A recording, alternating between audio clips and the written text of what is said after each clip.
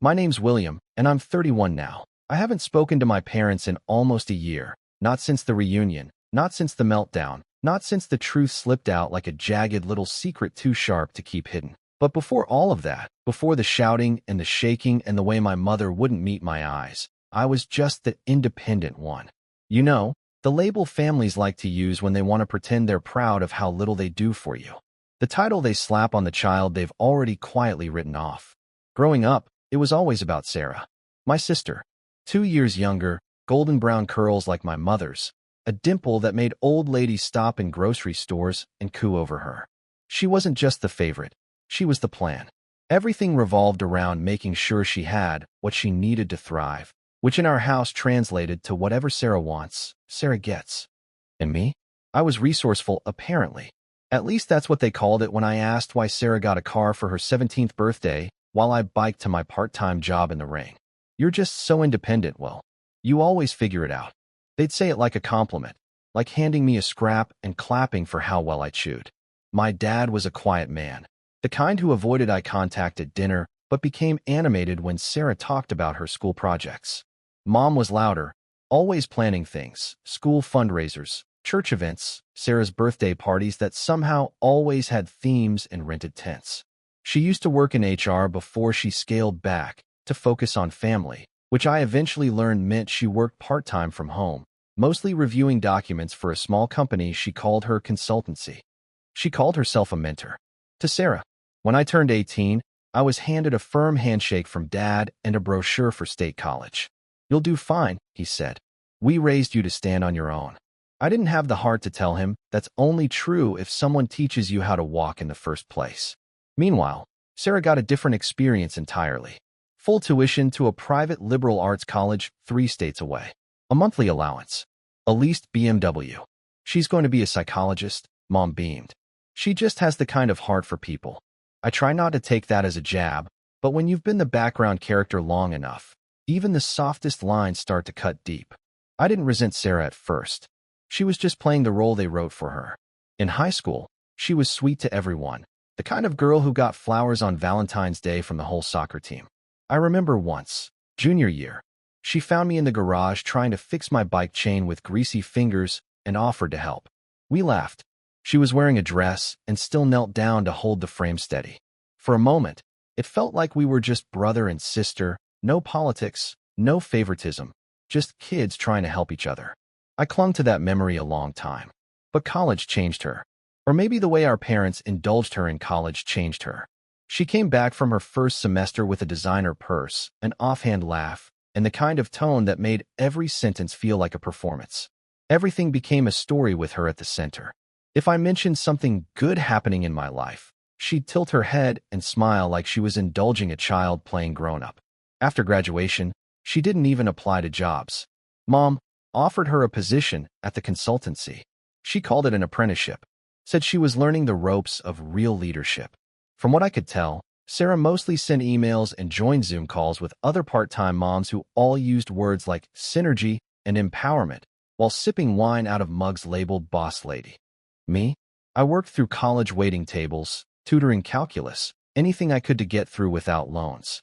I graduated with a degree in computer science and got a job at a mid-sized startup. I coded during the day and freelanced at night. I lived cheap, saved, taught myself new frameworks, kept up with trends. It wasn't glamorous, but it was mine. No handouts, no leased BMW. But the thing about being independent is that it's lonely. I'd come home for Thanksgiving, sit at the table while Sarah held court, and watch as my mom served her a second helping without asking. Dad would nod along to everything she said, while I was lucky to get a how's work before they started talking about Sarah's upcoming spa weekend or the networking retreat in Napa Mom was taking her on. I used to try. Really. I'd bring gifts. Offer to help around the house. I even made Sarah a custom-coded budgeting app once, something slick and simple with a beautiful UI that tracked expenses and helped with savings goals. I gave it to her over Christmas dinner. She said, "Ah, that's cute," and never opened the file. That was the last gift I brought. Things came to a head last year. It started with the reunion. My mom's side of the family, big and dramatic, decided to hold a formal family reunion at a rented vineyard. Everyone was coming, second cousins, great uncles, even my Aunt Linda who lives in Italy. Sarah, of course, was helping plan the whole thing with Mom. It's going to be elegant but relaxed, she said. Like a Nancy Meyers movie, but with better food. She said this to me while sitting cross-legged in a velvet armchair, sipping oat milk from a wine glass. I wasn't planning to go, but my cousin Eric called me out of the blue and said, "You should come. Really, it won't be the same without you." Eric and I were close as kids. He's one of the few who always treated me like I mattered, even when our family didn't. I hadn't seen him in years, so I said yes. The moment I walked into the venue, I knew I was out of place. Everyone was dressed like they were attending a wedding. String lights wrapped around trees. A live band played soft jazz. And at the center of it all, Sarah stood with a flute of champagne, laughing at something Mom whispered to her. She looked like she belonged there. I looked like I'd come to reset the Wi-Fi. But then Eric came over and hugged me like no time had passed, and for the first hour, it was actually nice. A few of my younger cousins were asking about the app I'd built that went viral earlier that year. I'd just sold a version of it to a mid-sized financial firm, and the licensing money was enough to make me seriously consider quitting my day job. I didn't bring it up, someone else did, and suddenly I was talking about machine learning and data privacy to a circle of people who genuinely seemed interested. That's when Sarah saw me. She walked over, plastered on a smile, and said, "William, it's been forever. Are you still doing that tech stuff?" I said I was. She tilted her head. "That's so great for you. I think it's so important to find work that keeps you busy." I felt my jaw tighten. "Yeah," I said. "It's been good. We just signed a deal with." But she was already looking past me, waving at someone else. I let it go. I always did. But then dinner started, and the real fun began. Mom gave a toast. She thanked everyone for coming, praised the organizers, complimented the caterers. And then she said, "Of course, none of this would have happened without Sarah. She's the reason we're all here tonight. She keeps this family connected." There was a small round of polite applause. My fork froze midair. Eric shot me a look across the table. I smiled, nodded, tried not to let it sting. But then Sarah stood up, clearly moved by the moment, and gave a speech of her own. It was long, flowery, full of inside jokes I wasn't part of. At one point she said, "Honestly, I wouldn't be half the woman I am today without my parents' support. They've always believed in me, funded my dreams, made me feel like I could do anything." That part was true. What wasn't true was the way she glanced at me when she said it, as if daring me to disagree, as if reminding me who got the support and who didn't. But I stayed quiet. Until dessert. That's when Eric leaned over and said something I'll never forget. His voice was low, careful. "You know, I always wondered if you ever found out." I looked at him. "About what?" He hesitated. "Never mind. It's not my place." That made my stomach twist. "Eric, what are you talking about?" He took a slow sip of his wine, then looked me dead in the eye. "The trust fund," he said.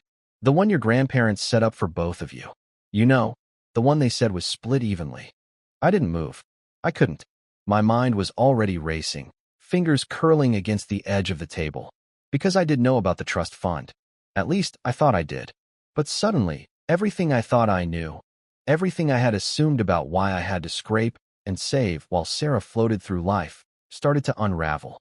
And that's when Sarah's voice rang out across the table, loud and clear. "So, William, what do you do again?" she said, like she was challenging me to perform. And I smiled. I didn't answer Sarah right away. Instead, I let the silence stretch just a little too long. Long enough for her smile to twitch at the corners. Long enough for heads at the table to turn. Long enough to make her squirm, if only slightly. Then I leaned back in my chair and said calmly, "I run my own software company." It wasn't even a brag. It was just the truth. A few of my cousins, the ones who'd been asking about my app earlier, perked up. Someone murmured, "Wait, you own it now?" Sarah blinked, then let out a laugh that sounded just a touch forced. "Wow, that's impressive. Good for you," she said, in that sing-song tone reserved for toddlers who managed to tie their shoes. Then she turned back to the group and launched into a story about some influencers she'd met at a women's leadership brunch. Just like that, I was dismissed again. But I couldn't focus on her voice anymore. Eric's words kept playing over and over in my mind. The trust fund. I always assumed our grandparents had left some money for us.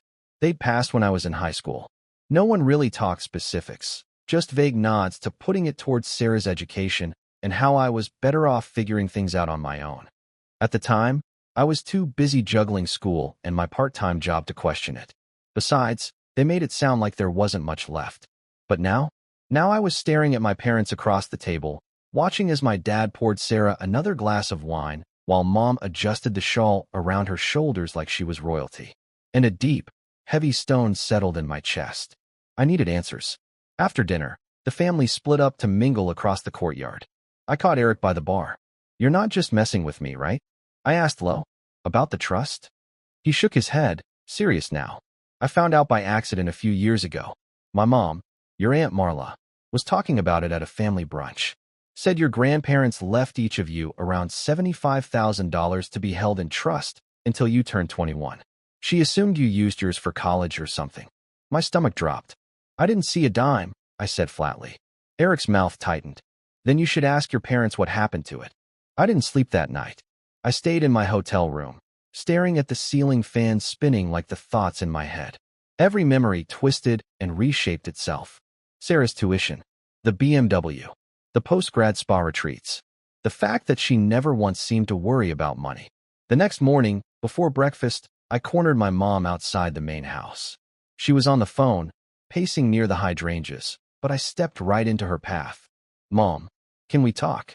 She looked startled, then annoyed. "William, I'm on a call. It's important." With a sigh, she lowered the phone. "What's going on?" I got straight to the point. "Did Grandma and Grandpa leave a trust fund for me?" She blinked. Her expression didn't change, but her body tensed. "Why would you ask that?" "Because Eric told me they did. Said we were both supposed to get 75 grand when we turned 21. I never got anything." Her lips thinned.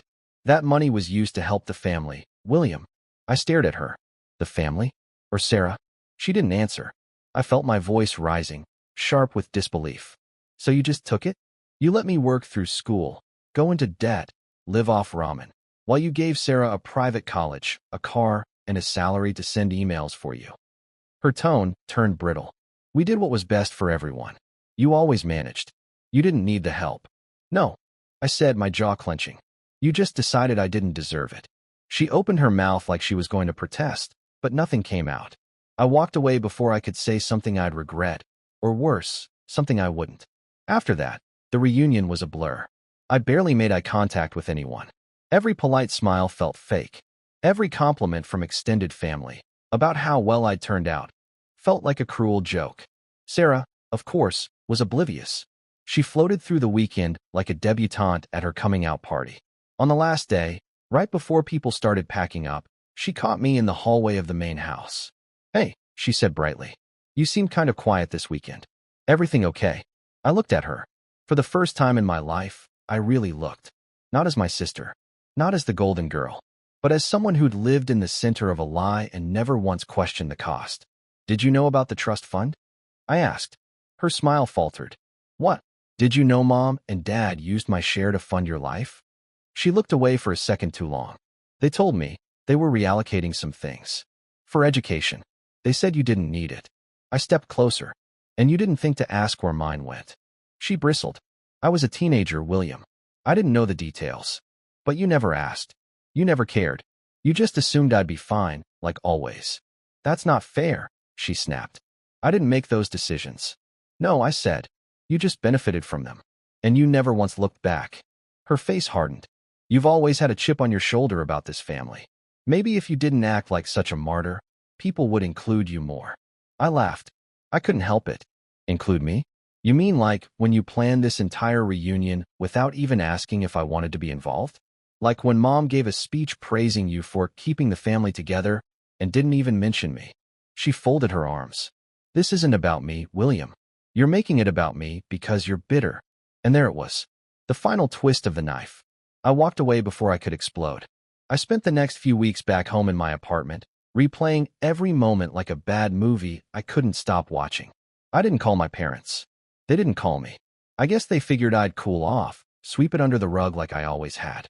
But something had changed in me. It wasn't just about the money. It was the betrayal, the quiet, insidious way they'd carved me out of the picture and called it independence. The way they propped Sarah up with stolen bricks from my foundation and then applauded her for standing tall. And then came the final straw. A letter in the mail. From a law office in town.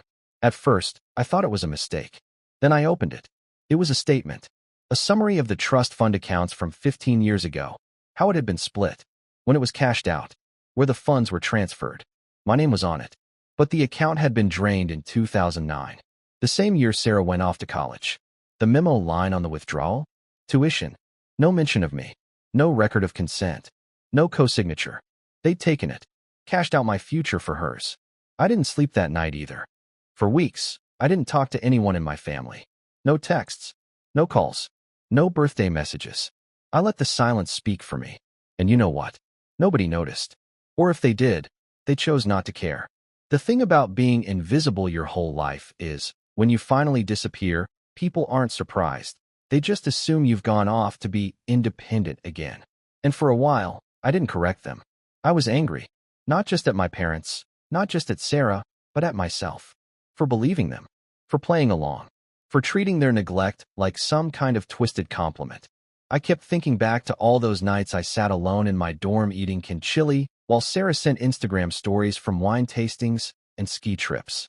I remembered calling home to tell Mom about my first promotion and how she said, "That's nice, dear," before asking if I thought Sarah's new logo looked better in navy or teal. All of it came crashing down now. Years of overlooked effort.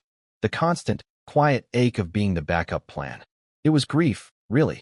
I was mourning a version of my family that never existed. And grief has a way of making you still. For a while, I stopped coding. I slept in. I missed deadlines on freelance projects I would have once killed for. The business I had poured so much of myself into suddenly felt hollow. What was the point of working so hard if no one ever saw it? If the people who raised me could take my success and reduce it to a footnote in Sarah's story? One night, about a month after the reunion, I sat on my couch staring at my TV, volume off, screen black, and thought about shutting it all down.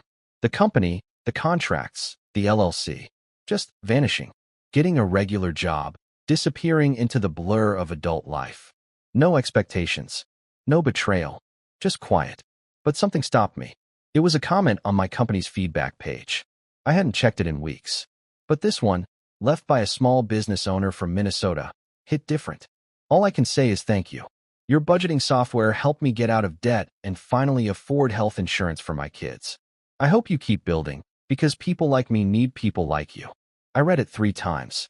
That woman didn't care if my family liked me.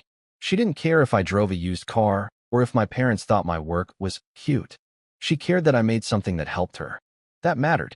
And I realized I had spent so long chasing validation from people who never intended to give it that I lost sight of the people who already saw me. So I got off the couch.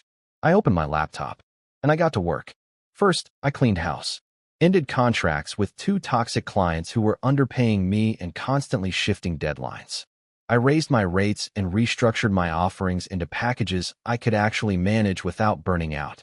Then I reached out to a few design friends and invested in a full rebrand. New site, updated app UI, sleek onboarding experience. I applied for an accelerator program for minority-owned tech startups. The pitch process was brutal, but I leaned into it. I told my story. Not the sob story, just the truth. Built it myself. No seed funding. No family money. Real growth. Real users. Real results. I got in. The funding wasn't life-changing. $50K in seed cash and a 3-month mentorship pipeline. But it was something better. It was recognition. From strangers. From people who weren't looking at me through the lens of, well, at least you're doing okay for yourself. They saw potential, and they helped me sharpen it. During that program, I met investors, collaborators, even a startup lawyer who offered to help me for free until I hit my next revenue milestone. For the first time in my life, I didn't feel like I was building something in the dark. And then came the call that changed everything. It was from a CFO at a mid-sized healthcare company. They'd seen a demo of my app at a networking event I couldn't even attend in person. Someone else had presented it, said this guy built it solo, no debt, no outside help. The CFO wanted a custom version tailored to their internal staff, and they were willing to pay more than I'd made in the last year combined. We signed a 6-month contract, half upfront. By the end of that week, I'd paid off the rest of my student loans and moved out of my 1-bedroom apartment into a modest but sun-filled townhouse in a quiet part of the city. Nothing flashy, just clean air and space to breathe. And here's the thing, I didn't tell anyone. Not my parents. Not Sarah. Not even Eric. Not because I didn't trust him, but because I needed this win to be mine. I wanted to feel what it was like to grow without anyone else's shadow falling over me. But the universe has a funny way of pulling people back in at the worst, or best, moments. 3 months later, I got a text from my dad. Dad, hey Will, hope you're doing okay. Could use your help with something when you get a chance. No, sorry. No, let's talk. Just a favor. I ignored it. 2 days later, a voicemail from my mom. William, I know you're upset, but we really need to speak with you. Your father and I have run into a bit of a financial snag and could use some guidance. Sarah's been very stressed, and it's affecting her work with me. Call us back. There it was. The first time they reached out to me in months, maybe years, and it wasn't to apologize. It was to ask for help, and not even directly. Just the vague suggestion that I owed them a conversation. Part of me wanted to delete the message and move on. But the other part, the one that spent decades being overlooked, dismissed, diminished, leaned forward. I called Eric. He picked up on the second ring. Hey, thought you were dead. Not dead. Just busy. I heard. Rumor has it you landed a healthcare contract. That true? I smiled. Yeah, and some other stuff. I've been building. He was quiet for a second. Then, proud of you, man. Seriously, that meant more than I expected. I hesitated. I need a favor. Shoot. I want to know everything. About the trust fund. About what Mom and Dad said. About what Sarah knew. Anything you've heard over the years. Eric didn't hesitate. I can do better. I have some emails. Aunt Marla forwarded them once by accident. Copies of conversations between your mom and the trustee. She was bragging about how smart she was for consolidating the accounts to avoid taxes. Said it was better that way. Cleaner. My blood went cold. You still have those? Yup. You want them? I want everything. And just like that, the last piece of the puzzle clicked into place. I didn't rush. That's the part people never understand about revenge. It's not about blowing up someone's life overnight. That's just noise. The real power is in the silence before the strike, in letting them feel safe, smug, maybe even forgiven. Because when the fall finally comes, it doesn't just hurt, it disorients. Eric sent me the emails the next day. I don't know what I expected, but there was something uniquely disgusting about reading my mother's words in plain black text, bragging to a family friend about how she'd reallocated my portion of the trust to avoid what she called pointless taxation on William's future. As if my future wasn't real. As if I was just a temporary inconvenience that could be patched over with financial gymnastics. The email chain started in early 2009, right before Sarah's freshman year. One message in particular hit hard. We've decided to use both trust accounts for Sarah's tuition. It's a better long-term investment for the family. William won't need the money. He's gotten into a state school and can work part-time. That's more his style anyway. He's practical. Sarah is the one with vision. I sat in silence after reading it. Not angry. Not even shocked anymore. Just hollow. They made that decision like I wasn't even a person. But that last line, Sarah is the one with vision. That was the one that stuck in my ribs. Because it wasn't just favoritism. It was dismissal, condescension, a statement that I didn't have potential, that I wasn't worth the same investment. And the irony? I had vision, just not the kind they were looking for. I spent the next 2 weeks carefully documenting everything. I compiled the emails, downloaded financial reports from the law office, and had Eric notarize a written affidavit stating what he knew and how he came to learn about it. I hired a forensic accountant to go through my grandparents' estate distribution records and flag any irregularities. He found a dozen. Transfers that should have been split were consolidated into a single account under my mother's name. He even traced the tuition payments, straight from the trust into the bursar's office at Sarah's college. I didn't want money back. Not really. What I wanted was acknowledgement. Exposure. I wanted them to see what it felt like to be helpless while someone else played God with your future. But most of all, I wanted the next move to be on my terms. And then, opportunity walked through my door. Her name was Monica Alvarez. She was one of the mentors I'd met during the Startup Accelerator, a strategic consultant who worked with small firms transitioning into large-scale operations. She was sharp, direct, and had a sense for blood in the water. When I told her, vaguely, about the family drama, she tilted her head. You're telling me they used a trust meant for you without your consent, funded your sister's entire life, and still think you owe them emotional support? Pretty much. And now they want help from you. Yeah. She leaned back in her chair. Then don't just help them. Own them. At first, I thought she was kidding. But then she smiled slowly and pulled out her iPad. Tell me everything about what your mom's consultancy actually does. So I did. And as it turned out, my mom's business was smoke. It wasn't a full consultancy, not really. It was a boutique HR service that operated in a narrow niche, helping wellness influencers and boutique fitness studios scale their hiring practices. It sounded more legitimate than it was. Most of her work involved writing contracts, doing payroll setups, and managing benefit spreadsheets. She only had 3 regular clients, according to Eric, and one of them was on the verge of backing out due to repeated billing errors Sarah had caused. Apparently, the apprenticeship wasn't going so well behind the scenes. So what's the endgame? Monica asked. I want to show them I was never the backup plan, I said. And I want Sarah to know what it feels like to be sidelined. Then let's give her a lesson in what real vision looks like. Together, we came up with a 3-part plan. No fireworks. No public screaming matches. Just quiet, controlled leverage. Step 1. The offer. I waited 2 more weeks before I finally returned my parents' call. They picked up on the second ring, voices tight with nervous cheer. William, so good to hear from you. Mom chirped. We were just talking about. I know, I said. Eric told me. There was silence on the line. Then Dad cleared his throat. Look, son, we didn't mean to. I'm not calling to rehash the past. I interrupted. I'm calling because I heard your business is struggling, and I think I can help. More silence. I'm expanding, I continued. Hiring a full-time HR consultant. Someone to manage employee onboarding, payroll, compliance. You're good at that, right? The line crackled with confusion. You're offering me a job? Mom asked. I'm offering a contract, I clarified. 6 months. Competitive pay. Flexible hours. Remote work. I'll need references, of course. It was the bait. And they took it. Oh, sweetheart, that would mean so much, she said. You have no idea how much pressure we're under right now. Sarah's been. Sarah wouldn't be involved, I said flatly. This would be your contract. Just you. Professional terms. I could practically hear her calculating. I understand, she said, a little too quickly. That's probably for the best. Step 2. The separation.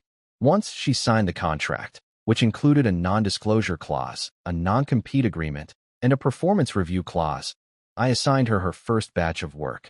It was legitimate but challenging, streamlining onboarding workflows for a new financial client of mine, cleaning up compliance issues, and restructuring benefit documentation. She did fine. At first. But within a few weeks, her communication lagged.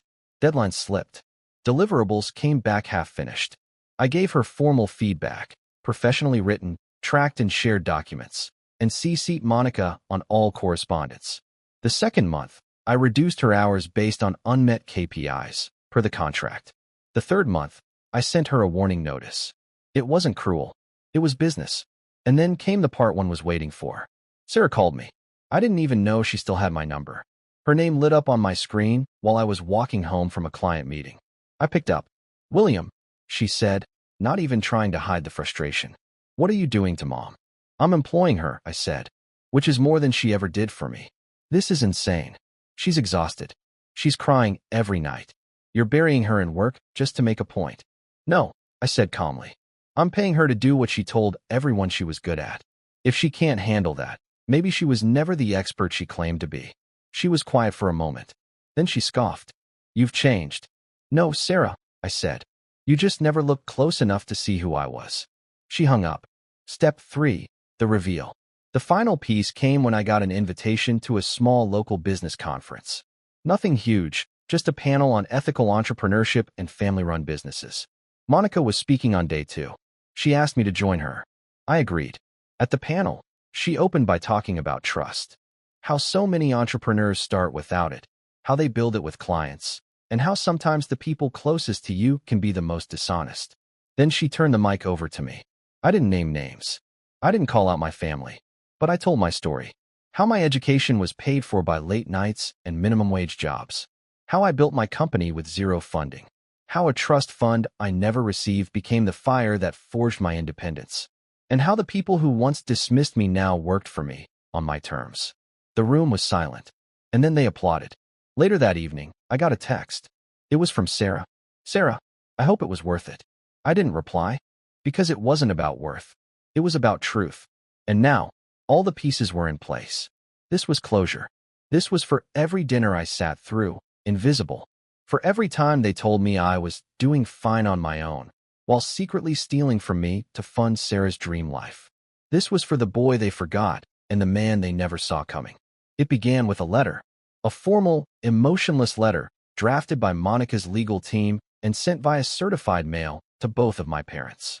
Inside was a detailed breakdown of the trust fund irregularities, complete with dates, bank statements, and the emails Eric had dug up.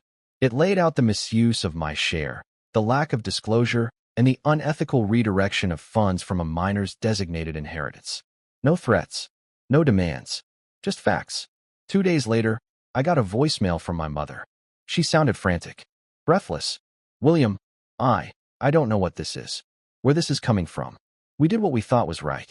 Please, can we talk? This is all a misunderstanding. It wasn't. I waited a week before responding. When I did, it was through my lawyer.